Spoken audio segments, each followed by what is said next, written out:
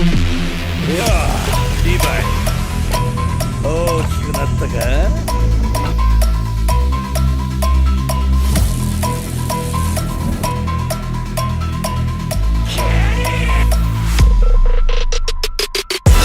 How heavy is that? Light work with the bass on the track, on my face to the back like I'm taking a slap. I need a drink but it's straight from the tap. And I'm hating the slack, couple man stand around like they hate in the gaff. Please stop talking that trash cause the vibes in the front all the way to the back.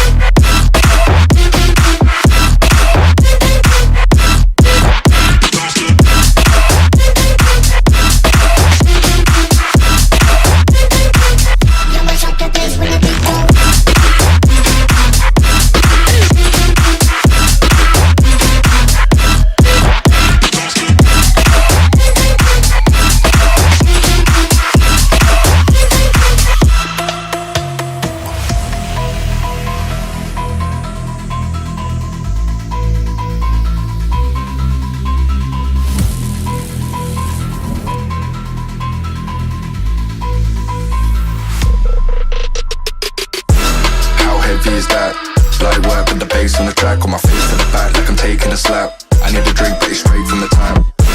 And I'm hating the slack, couple man stand around like they hate in the gaff. Please stop talking that trash